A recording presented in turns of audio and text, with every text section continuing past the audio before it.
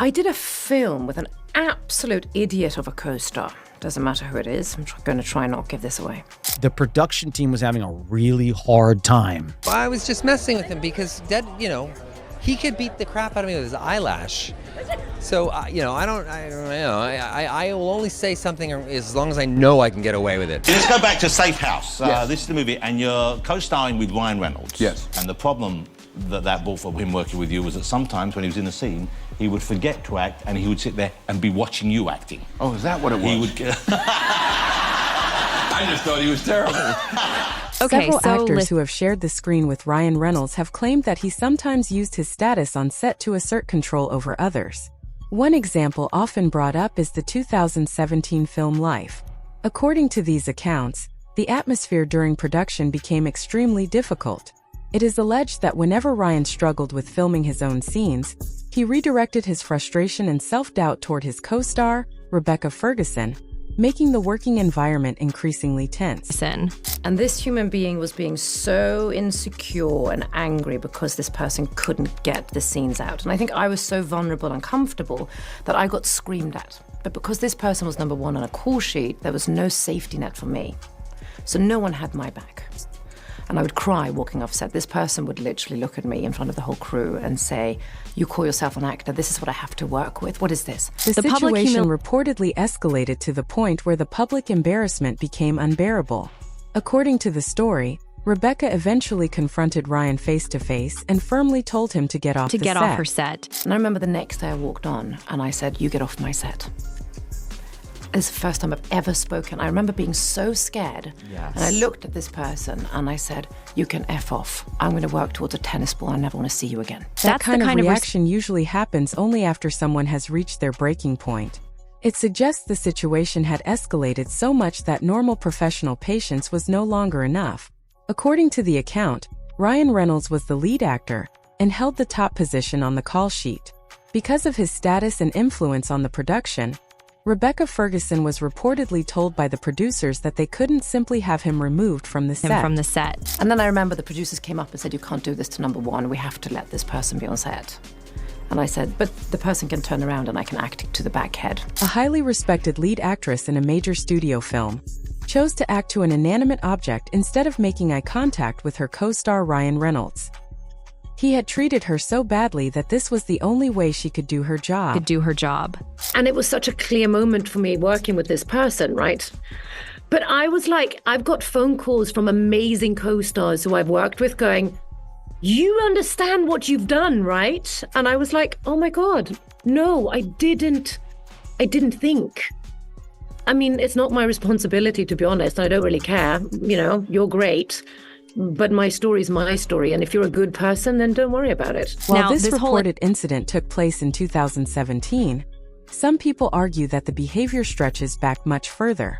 Matthew Lawrence, best known for Mrs. Doubtfire and a longtime figure in Hollywood, recently shared a story on his podcast about working with Ryan Reynolds on the 1998 film Boltneck. What makes his account especially notable is that it focuses on Ryan early in his career, suggesting that the alleged behavior wasn't something that appeared later but may have been present from the beginning. He'd walk out, didn't really, just wanted to kind of do his thing, and the producers were getting really upset because they said, and they even told him, like, "Ryan, this is a bad Jim Carrey impersonation. We don't want just not what we hired you to do. We thought you can't impersonate somebody, you got to do your own thing." And he got upset at that, and he was like, "I'm doing my thing." According to Matthew Lawrence, the production ran into difficulties with Ryan Reynolds almost immediately. He claimed that from the very beginning, Ryan insisted on performing in a style that imitated Jim Carrey, even though both the film's producers and director reportedly did not want him taking that approach. I was privy to a meeting between the director and this crew had come from, I think they were just nominated for an Oscar, so they were like kind of a big deal at that moment. Talk about frustrations on set with actors. Right. And I'll never forget being privy to this movie going, "I can't believe this guy. We had so much hope for this guy. He's going nowhere." Matthew Lawrence argued that even early in his career, Ryan Reynolds resisted direction and preferred relying on his own instincts instead of following feedback. According to this account, when others challenged his approach, he reacted negatively. The story claims that by 2017, His influence had grown to the point where he allegedly shouted at Rebecca Ferguson in front of the crew without anyone stepping in. Another incident often discussed involves the 2005 film The Amityville Horror. During the filming of an intense scene with co-star Jesse James, who was 15 years old at the time, Ryan reportedly slapped him without prior warning or rehearsal. Later, Ryan allegedly suggested that the young actor seemed excited by the experience, a claim that has drawn criticism. Ryan also explained that he intentionally kept his distance from the child actors throughout production. According to his own comments, he believed maintaining an emotionally cold relationship helped him stay in character as a man gradually losing his grip on reality.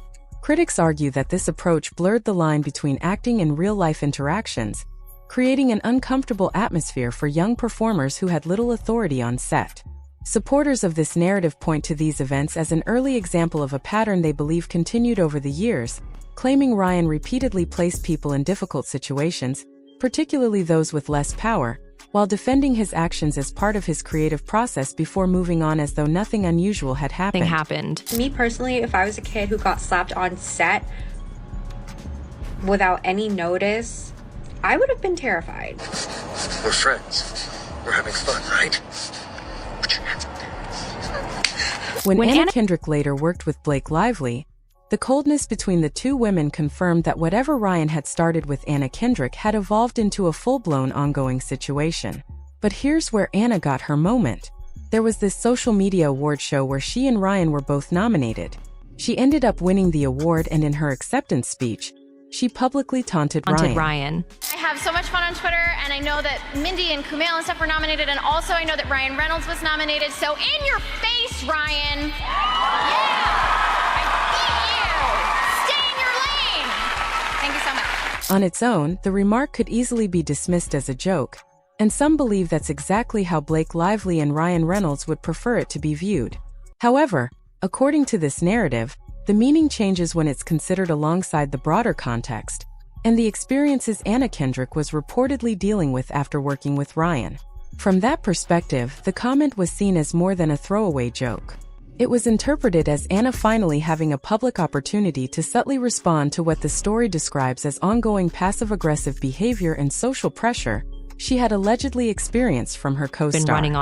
When I would explain the idea of this movie to people before I started filming it, they were really kind of thrown by it, and I would get a lot of like, okay, so it's like he's like the villain, and he's like the main character is like a bad guy, and I was like, well, he's doing bad things, but you're kind of rooting for him. When two of Hollywood's biggest names are involved in a dispute, it quickly becomes headline news. One example frequently mentioned is the reported tension between Ryan Reynolds and Dwayne Johnson during the making of Red Notice. By that point, Dwayne Johnson had already spent years as one of the industry's most bankable stars, with a reputation strong enough that few people on set could easily influence or control him. According to reports cited in this narrative, Dwayne was known for occasionally arriving late during production. Rather than resolving the issue privately through producers or behind-the-scenes discussions, the story claims Ryan treated the situation as an opportunity. The reports describe a heated confrontation that went far beyond a simple scheduling disagreement. Insiders allegedly feared the conflict had become serious enough to threaten the working relationship between the two actors, with some even worrying it could affect the film's production. According to this account, Ryan emphasized the production delays and presented himself as the professional party simply trying to keep the movie on schedule, while portraying Dwayne as the source of the disruptions.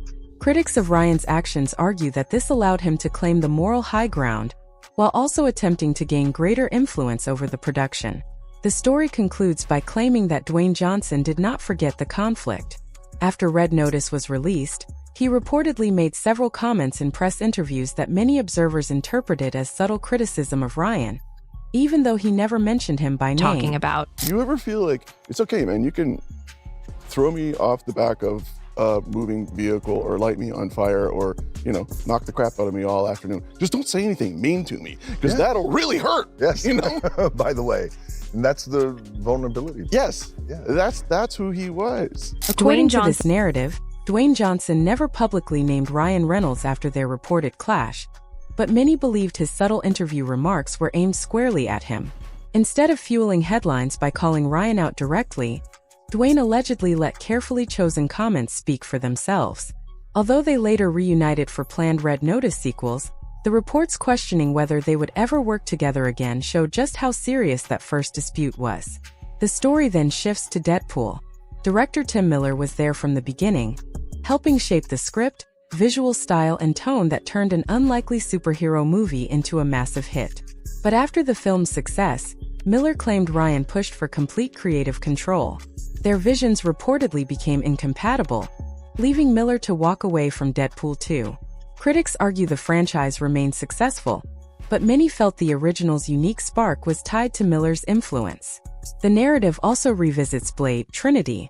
Wesley Snipes was already the established face of the franchise, yet Ryan was accused of constantly using improvisational humor that clashed with the film's tone and shifted attention away from its leading star. According to this account, that scene-stealing style eventually became Ryan's trademark, turning ensemble projects into showcases for his own personality. The pattern, critics say, extended beyond films he starred in. Ryan's planned comedy Stoned Alone, a parody inspired by Home Alone, reportedly drew sharp criticism from original Home Alone director Chris Columbus, who viewed the concept as disrespectful to a beloved classic rather than a fresh creative idea. Finally, the story points to Gerard Butler. When asked to compare his film Gamer with Ryan's Free Guy, Butler reportedly avoided embracing the comparison, offering what many interpreted as a quiet but deliberate distance instead of public criticism. Whether these incidents reveal a consistent pattern or simply competing perspectives remains open to debate. But taken together, they paint a picture that has fueled years of discussion about ambition, creative control, and the cost of staying at the center of every spotlight.